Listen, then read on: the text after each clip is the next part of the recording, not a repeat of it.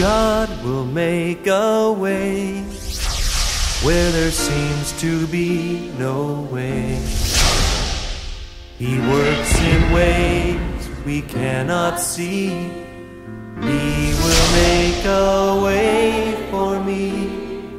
He will be my God. Hold me closely to his side. With love and strength for each new day. Viens à l'église, il n'est pas encore connecté à l'esprit du Père. Écoute ce que Dieu te dit. Sing it together. Oh God.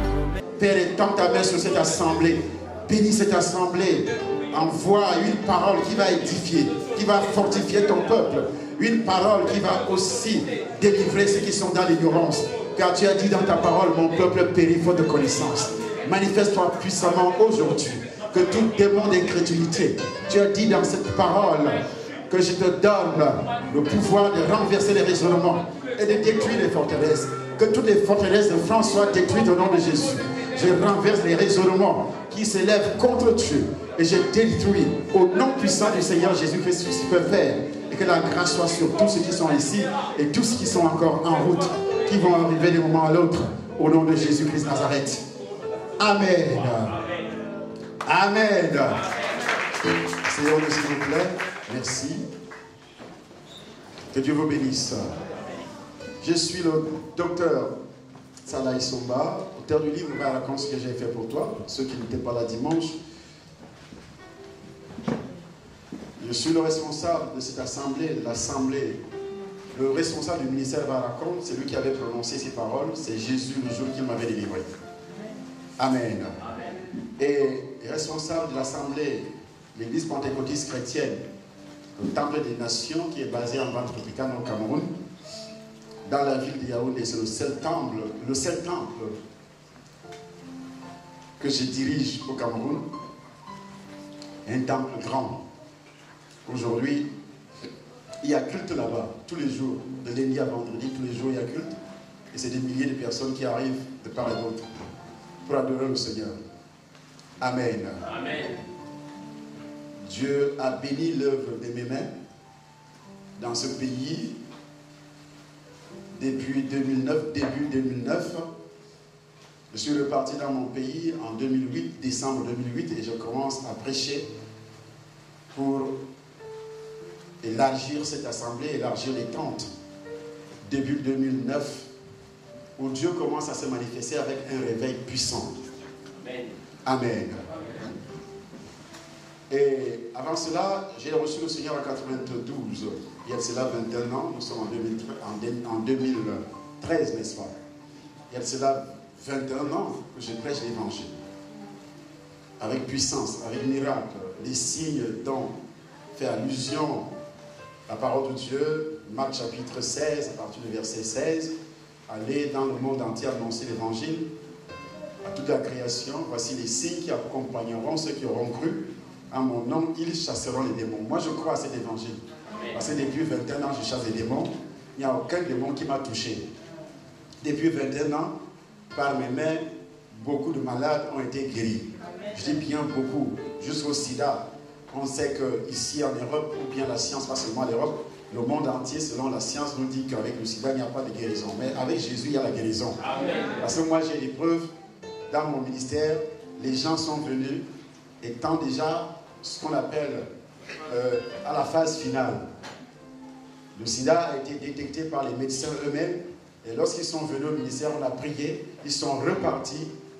Et les mêmes médecins qui ont dit que tu as le virus et que tu es déjà à la phase finale, tu manifestes déjà la maladie, les mêmes médecins ont dit que le virus a disparu. Amen. Qui peut produire ces miracles? C'est Jésus. Parce qu'il a dit, voici les miracles qui accompagneront ceux qui auront cru. Amen. Amen. Amen. Amen. Et c'est pourquoi je n'ai pas honte de l'évangile. Car c'est une puissance de Dieu pour le salut. Et dans le mot salut, il y a 7 piliers. Amen. Amen. Que nous allons rencontrer dans le livre d'Apocalypse, au chapitre 5, à partir du verset 10. Dans le mot salut, il y a quoi? 5 piliers. Nous allons lire cela avant de lire et je vais continuer à parler de mon ministère, surtout le témoignage. Apocalypse chapitre 5, à partir du verset 10. On a lu ça hier, c'est le même chapitre que nous allons utiliser le long de la semaine. Il est écrit, verset 10, « Tu as fait d'eux un royaume et des sacrificateurs pour notre Dieu, et ils régneront sur la terre. » Soulignez cette petite phrase. Ils régneront sur la terre. Amen. Ils régneront sur la terre. Peut-on régner étant malade? Non. Peut-on régner étant pauvre? Non. Peut-on régner étant au chômage? Non. Peut-on régner en France sans papier? Non. Peut-on régner n'ayant pas des entreprises? C'est impossible. On ne peut pas régner. Et lorsqu'il dit, ils régneront sur la terre. C'est ce qui m'a touché depuis que moi j'avais reçu le Seigneur en 92. Moi je pensais que tous les croyants étaient riches. Moi je pensais que tous les croyants avaient une bonne santé, une bonne mine. Moi je croyais que tous les croyants s'entendaient et qu'il y avait vraiment l'amour entre les croyants. Moi je pensais que tous les croyants avaient du travail. Moi je pensais que tous les croyants avaient du bonheur. Les épîtres n'ont pas été écrites pour les païens.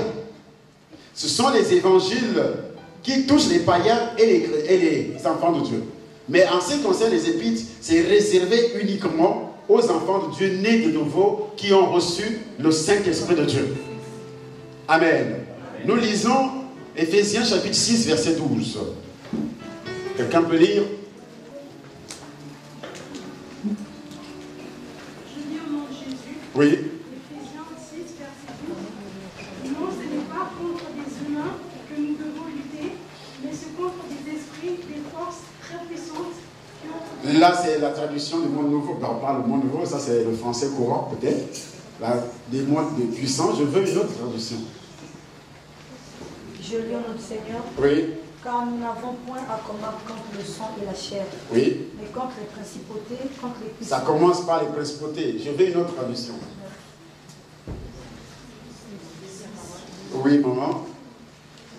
Car nous n'avons pas à lutter contre la chair, Car nous n'avons pas à lutter contre la chair et le sang, mais contre les dominations, mais contre les dominations, contre les autorités, mais contre les autorités, contre le prince de ce monde des ténèbres, contre les princes de ce monde des ténèbres, contre les esprits méchants dans les lieux célestes. Il s'adresse à qui? À nous, à l'église. Il s'adresse au né de nouveau. Parce que le païen ne peut pas lutter contre les esprits, contre les dominations, contre un démon. Le démon domine le païen. Mais quand moi je quitte le monde des ténèbres, j'ai été délivré par Jésus. Vous allez entendre cela. Et j'arrive au milieu des chrétiens, je trouve plutôt que beaucoup de chrétiens sont encore dominés par des esprits dominateurs. Amen. Amen. Par exemple, comment faire pour savoir que je suis encore dominé par un esprit dominateur que la Bible, la parole de Dieu appelle les dominations? Vous savez, dans le jargon de la science, il y a toujours les symptômes lorsque vous êtes menacé par une maladie. Lorsque vous aviez contacté une maladie, la science parle, les médecins parlent des symptômes qui accompagnent cette maladie. Amen. Dans le cadre des esprits aussi, il y a toujours des symptômes qui accompagnent des esprits dominateurs. Lorsque tu es menacé par un de ces esprits, ces symptômes se manifestent dans ta vie étant chrétien, né de nouveau, mais tu ne le sais pas. C'est ce que nous allons voir au cours de ce séminaire. Et ça sera effectivement avec mon témoignage. Moi particulièrement, il y a cela 21 ans, je ne pouvais pas parler de Jésus. Premièrement, je parlais de la religion parce que je suis né dans une famille très religieuse. Et une famille très pauvre. Je dis bien très pauvre. Au point où mon père, c'est un monsieur qui a eu beaucoup d'argent, mais il est devenu pauvre. Il est né dans une famille pauvre et Dieu l'avait touché. Et comment il va quitter sa famille? Il va quitter sa famille par un acte, ce qu'on appelle l'inceste.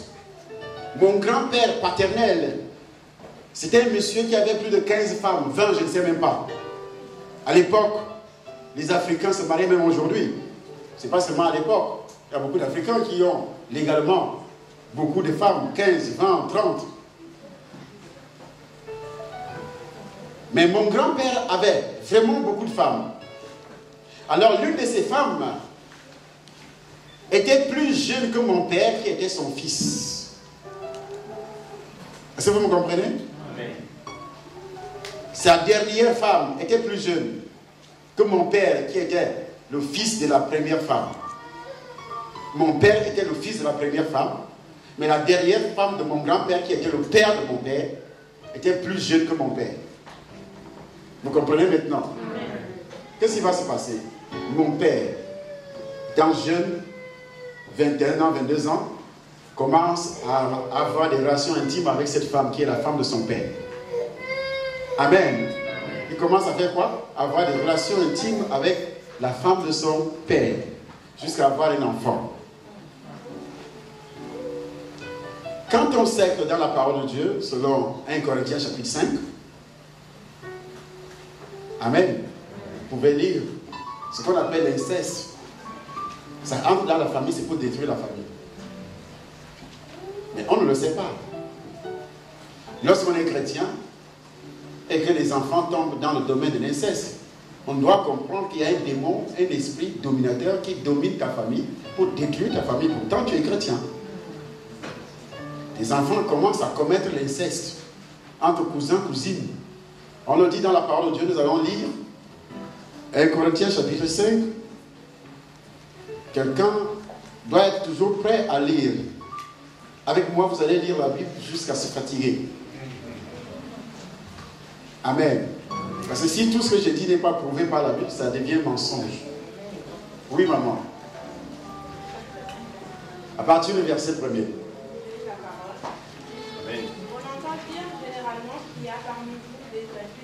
On entend dire généralement, on raconte ça comme ça, qu'il y a parmi vous de l'impudicité. Une impudicité telle qu'elle ne se rencontre même pas chez les païens. Là, c'était une église, et c'était les enfants de Dieu. Il y avait cette impudicité-là. Il y a un démon. Je commence à vous parler aujourd'hui du démon qui détruit la famille à la racine. Amen. Il y en a plusieurs dizaines de démons dominateurs.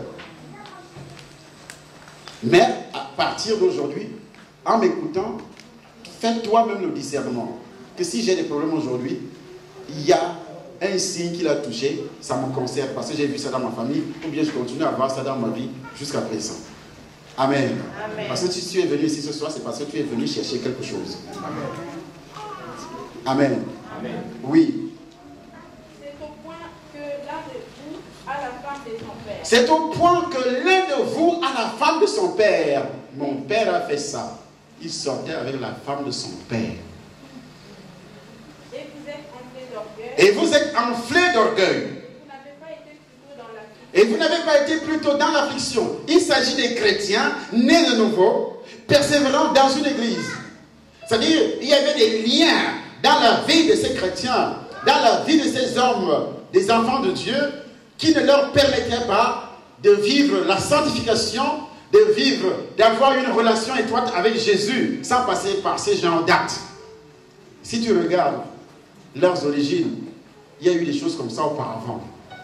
Mais comme l'apôtre Paul dit, ils ont mis en oubli la purification de leurs anciens péchés. C'est ce qui nous arrive aujourd'hui.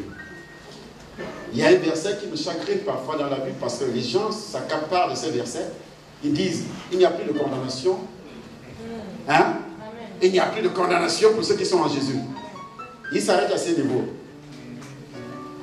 Or, le même verset premier là a été coupé par les puissants des ténèbres.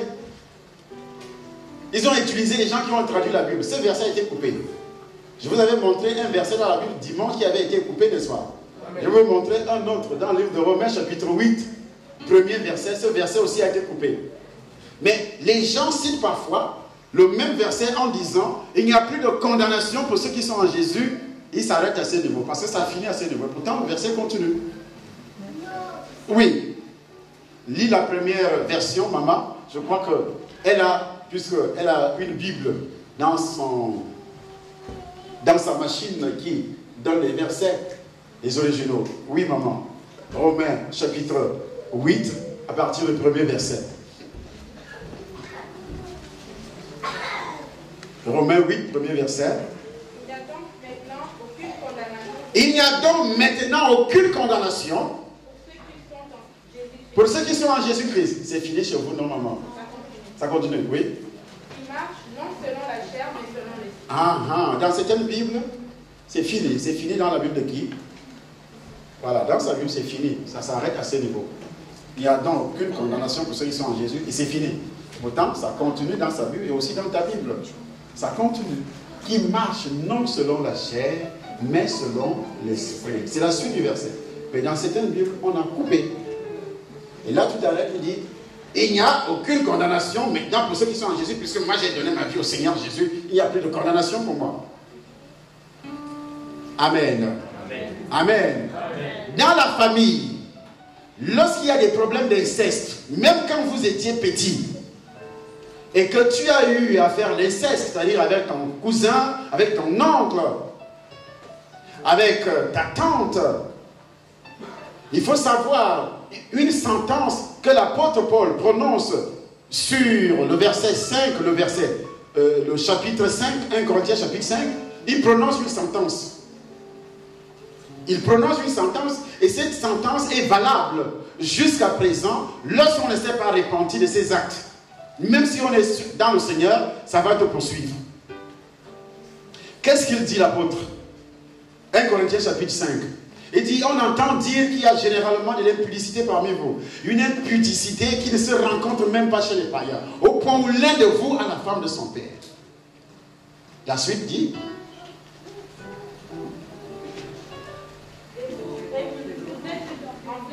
et vous êtes enflés d'orgueil. Vous voyez dans une famille, certaines familles, les gens sont tellement orgueilleux. Il y a certains chrétiens aussi qui sont tellement orgueilleux. Il arrive à l'église, mais ça n'a pas commencé à l'église. Il est parti de sa famille avec cet orgueil. C'est ce démon-là qui est dans sa vie depuis la famille pour le détruire. Parce que la Bible dit, l'orgueil précède quoi? La chute. Quand tu es orgueilleux, il faut savoir que tu n'iras pas loin. Le chrétien arrive, surtout vous, les gens qui sont ici en Europe, les chrétiens de l'Europe sont tellement différents des chrétiens de l'Afrique. Les pasteurs en Europe ont des problèmes graves. Parce que ici, on ne peut pas dire votre problème à un chrétien, à un bruni. Et pasteur, il faut vraiment me laisser tranquille parce que vous savez, le pasteur c'est un copain, le pasteur devient un copain, le pasteur devient un ami, on appelle le pasteur, pas de respect. Or, dans la Bible, il est dit, le pasteur, c'est le gardien des âmes. Obéissez à vos conducteurs. Ayez pour eux de la référence. Hébreux chapitre 13, verset 17. Parce qu'il veille sur vos âmes. Mais si qui veille sur ton âme? Ce n'est pas Jésus, hein? Comme le père veille sur l'enfant, si maman voit l'enfant mettre la main sur le feu, est-ce que c'est Jésus qui va dire, qui va enlever la main? C'est la mère qui veille sur l'enfant, comme le pasteur veille sur les brebis. Mais il arrive que dans la famille spirituelle qui est l'église, les brebis reçoivent la malédiction parce qu'ils méprisent leur pasteur. Tout ce que tu vas faire en France va échouer. C'est comme aussi dans la famille où tu es né. À partir d'aujourd'hui, examine la relation que tu as eue avec ton père, si ça a été une relation conflictuelle jusqu'à présent, ou bien ça s'est arrêté à un niveau, et si tu avais demandé la délivrance, parce que c'est l'esprit entré dans ta vie depuis les origines. Et cet esprit a continué à travailler. Je veux vous rappeler une chose, c'est que le démon est comme le VIH. Vous pouvez avoir le VIH dans votre sang plusieurs années. Vous ne le savez pas, vous êtes en bonne santé, une bonne mine. Mais, à un moment donné, quand l'occasion se présente, il se réveille. Il vous détruit. Amen. C'est comme ça l'esprit. Vous pouvez avoir un esprit dans votre vie, c'est-à-dire tout va très bien. Si c'est dans le cadre du mariage, le mariage va très bien. Mais le jour que cet esprit va se réveiller, tu ne vas plus reconnaître ton mari, tu ne vas plus reconnaître ta femme. Amen. Surtout l'esprit dont je fais allusion ce soir, c'est lui qui détruit les familles. Amen.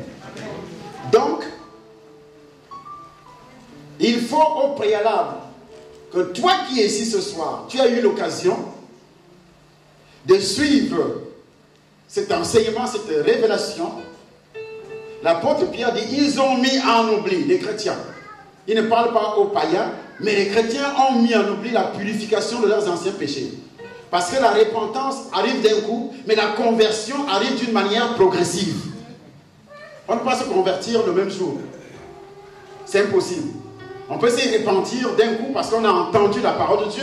La Bible dit, après avoir entendu ce discours, ils ont eu les cœurs vivement touchés. Ils ont dit à Pierre et aux autres disciples, « Oh frère, que ferons-nous » Pierre leur dit, « Repentez-vous et que chacun de vous soit baptisé. » Ça c'est la parole de Dieu, ça c'est l'évangile. Ils sont touchés parce qu'ils ont entendu un discours, une parole, une révélation. Et ils se posent des questions, qu'est-ce que nous allons faire? Repentez-vous et que chacun de vous soit baptisé pour le pardon de ses péchés et aussi pour la réception du Saint-Esprit. Mais la suite dit, ceux qui acceptaient sa parole furent baptisés. En ce jour, le nombre de disciples surmontait 3000 âmes. Ils persévéraient dans les enseignements des apôtres. Ça, c'est la conversion alors qui arrive. En persévérant dans les enseignements. Je vous parlais de mon ministère, ce ministère que Dieu m'a donné au Cameroun. Il y a culte tous les jours. Je dis bien culte tous les jours, parce que même les samedis, il y a ce qu'on appelle le café chrétien. Et si on dit café, ce n'est pas un simple café, c'est vraiment la nourriture. Nous invitons les païens. Nous utilisons la nourriture comme la part. Amen. Comme la part. Les chrétiens de l'église invitent tous les païens de leur quartier. Venez. Vous allez manger, vous allez boire, pas l'alcool. Mais quand ils entendent qu'ils vont manger, ils sont devant. Ce qu'il nous faut aujourd'hui pour annoncer l'évangile, parce que les temps sont difficiles, il nous faut beaucoup de sagesse. S'il n'y a pas la sagesse, tu ne peux pas avoir, un homme de Dieu ne peut pas avoir un grand ministère de nos jours. Il faut avoir beaucoup de sagesse. Jésus avait déjà dit que les enfants de ces siècles sont plus sages que nous. Amen. Et quand ils viennent samedi à 6h, 7h, 8h, nous allons sélectionner les témoignages. Parce que dans ce ministère, dans cette église, les gens témoignent tous les jours. Des miracles qui se produisent dans leur vie. Alors, on sélectionne quelques témoignages et les gens commencent à témoigner. Et puis en 15-20 minutes, un homme de Dieu se lève, il prêche sur ces témoignages-là. Il demande aux gens de recevoir Jésus. Qui veut recevoir Jésus? Vous voyez la foule. On se retrouve parfois avec 200, 300 personnes qui acceptent le Seigneur en une matinée. Donc il y a des récoltes d'âmes, jour par jour. Si tu descends là-bas maintenant, on dit, dans la salle, qui est venu pour la première fois aujourd'hui? Vous allez voir les gens se lever. Qui est venu pour la première fois aujourd'hui? Parce que j'ai enseigné comment il faut faire pour bénir ta famille, pour protéger ta famille, et en même temps, pour faire entrer les âmes dans cette famille. Amen. Amen. Parce que la famille biologique repose sur vous. La famille spirituelle qui est l'église également repose sur vous. Je vous ai dit dimanche que ce n'est pas le berger qui produit les brebis. Je n'ai jamais entendu qu'un berger produit les brebis. Les brebis se multiplient entre elles. N'est-ce pas? Amen. Mais aujourd'hui, les brebis regardent le pasteur. C'est le pasteur qui fait les programmes. Dans la famille aussi, je n'ai jamais entendu pour que la famille, si la famille s'arrêtait sur moi, et que moi je n'ai pas d'enfant aujourd'hui, c'est-à-dire la famille de mon père s'arrête à ce niveau, n'est-ce pas? Donc il y a eu une multiplication entre les enfants. La suite, si ton père te met au monde et que toi tu n'accouches pas, ça veut dire que la famille va s'arrêter à ton niveau. Toi tu es né de nouveau dans cette assemblée et toi tu n'accouches pas spirituellement, l'église va s'arrêter à ton niveau. Et c'est dangereux. C'est comme la famille qui s'inquiète de son fils qui a épousé une femme et que cette femme n'accouche pas. La famille a raison de s'inquiéter, n'est-ce pas? Hein? On a souvent entendu ça, n'est-ce pas? La famille, il y a 2 ans, 3 ans, on regarde la nouvelle femme que tu as amenée. Ça fait 1 an qu'elle est là. Il n'y a pas d'enfant. 2 ans déjà, ça commence à inquiéter les gens, n'est-ce pas? Hein? 3 ans déjà, ça commence à inquiéter les gens. On appelle le fils à côté et la femme que tu as amenée là, elle est comment? Qu'est-ce qui ne va pas? Si ça ne va pas, tu prends une autre femme. N'est-ce pas? on commence à proposer des solutions. Parfois, pas bibliques, des solutions qui ne sont pas bibliques. La famille dit, prends une autre femme. Elle a raison de s'inquiéter. Parce que la famille risque de s'arrêter à ce niveau. Et toi, tu es celui qui bloque. Ton comportement aussi est celui qui peut bloquer. Parce que si tu as eu des problèmes avec ta mère, cet esprit pousse les mamans à maudire leurs enfants. On a entendu des mamans qui disaient à leurs enfants quand ils étaient petits, ce que tu me fais là, tes enfants, hein?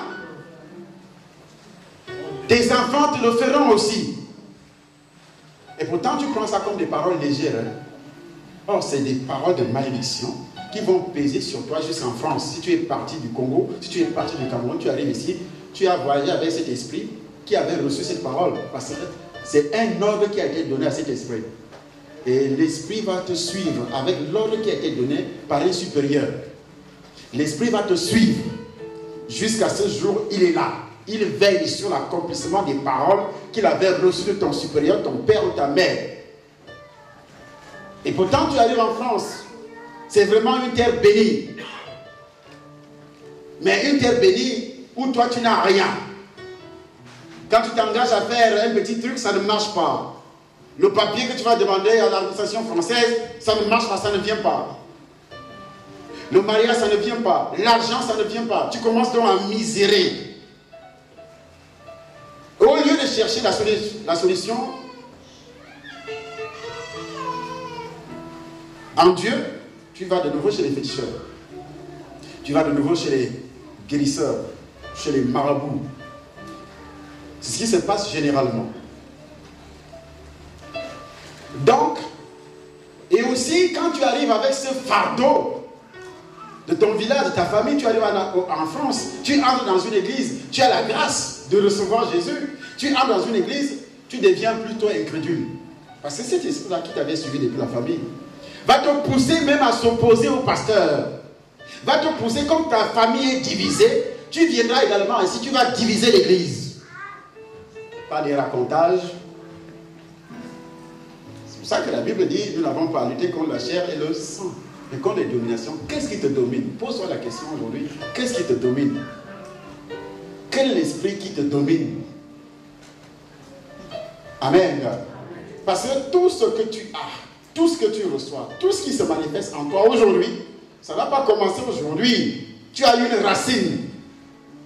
Et ça vient de la racine. Là-bas en Afrique, ou bien aux Antilles, je ne connais pas ton village, ni ta famille, ni ton pays. Mais ça vient de loin.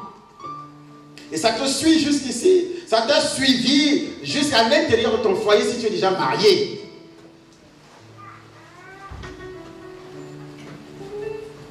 Amen. Amen. Amen. Il peut arriver aussi que ton père était un criminel. Ton père était quelqu'un qui se moquait de Dieu tout le temps. Ton père était quelqu'un qui désobéissait, qui faisait des choses abominables. Et Dieu aurait dit à ton père, comme il l'avait dit à Salomon, que ce que tu as fait, toi, Salomon, ce n'est pas pendant les moments de ton règne que cela arrivera. Ta famille sera divisée. Le règne, le royaume sera divisé. Dieu dit à Salomon, ce n'est pas en ton temps que le règne sera divisé. Pourtant, c'est Salomon qui était coupable. Son fils qui allait naître, ne sachant pas ce que son père a fait. Ne sachant pas ce que son père a fait, le royaume fut divisé. 10 tribus passent entre les mains d'une autre personne. Le fils du roi Salomon reste avec 2 tribus seulement. Et pourtant, ce n'est pas lui qui est l'auteur du péché, c'est son père. Et Dieu dit à son père, pendant ton règne, cela n'arrivera pas. Le royaume ne sera pas divisé, mais c'est lorsque ton fils va prendre le pouvoir. Qu'est-ce que ton père aussi a fait pour que toi tu sois dans des problèmes aujourd'hui? Qu'est-ce que ta mère aussi a fait pour que toi tu sois dans des problèmes aujourd'hui? Dieu ne change pas, il est le même. Hier, aujourd'hui et éternellement. Et l'apôtre Pierre dit, ils ont mis en oubli. Mais lorsque tu ne te rappelles pas de tout ça, tu ne seras pas délivré. Tu vas vivre sur la tête française comme si tu es venu accompagner les autres. Tu ne verras que du noir devant toi. Tout ce que tu feras ne marchera pas. Parce qu'il y a des forces qui te maintiennent. Il y a des forces qui t'amènent à tourner en rond. Il y a des pouvoirs. Dieu dit à Salomon, ceci n'arrivera pas mais ça arrivera seulement lorsque tu vas partir. Lorsque ton fils prendra le pouvoir. Alors la punition que je devais t'infliger, toi Salomon, va tomber sur l'oreille de ton fils. Qu'est-ce que ta mère a fait? Peut-être aujourd'hui, toi tu peux me dire, moi je n'ai pas avorté. Mais ta mère a dû avorter si tu as des problèmes de conception aujourd'hui. Si tu as des problèmes d'infection gynécologique aujourd'hui, il peut arriver que c'est ta mère qui est responsable. Ta mère a posé des actes. Elle a tué au moins 2, 3, 4 personnes pour son avortement en Europe. Alors là, puisque nous sommes développés, on n'appelle pas ça meurtre. On n'appelle pas ça meurtre. Mais cet esprit-là qui détruit les familles. Qui détruit les familles. Aujourd'hui, avant de se marier, une fille a déjà au moins une liste de 3, 4 avortements. Elle est encore dans la maison de son père. Elle a déjà 3 ou 4 ou 5 avortements. Comme ça se développe même en Europe, on encourage même ça. Mais la Bible dit, ne vous conformez pas au siècle présent. Amen. Dieu, lui, ne change pas. Hein. Vous pouvez changer de loi, mais Dieu ne change pas sa loi. Changez les lois comme vous voulez. Amen. Amen. Amen. Changez des lois comme vous voulez. Appelez ça scientifiquement comme vous voulez. Mais lui ne change pas. Amen. Mais tu vas toujours se heurter. Parce que c'est lui qui apporte la bénédiction. C'est lui qui apporte la prospérité. C'est lui qui donne la santé. L'homme va toujours se heurter à ça. À lui. Amen. Amen. Donc, à toi de réfléchir. Peut-être tu as entendu que ta mère, parce que cet esprit-là peut te toucher et détruire ta vie. Dieu aurait dit à ta mère, voilà ce que tu as fait là, tu as tué 2, 3, 4 personnes. La pauvreté n'arrivera pas en ton temps, mais elle arrivera sur l'enfant que tu vas mettre au monde. Aujourd'hui, toi, tu es en train de subir la loi de Dieu. Amen. Amen. Amen. God will make a way where there seems to be no way. He works in ways we cannot see. He will make a way for me. He will be my God. Hold me closely to his side. With love and strength for each new day. Viens à l'église, il n'est pas encore connecté à l'Esprit du Père. Écoute ce que Dieu te dit. Sing it together.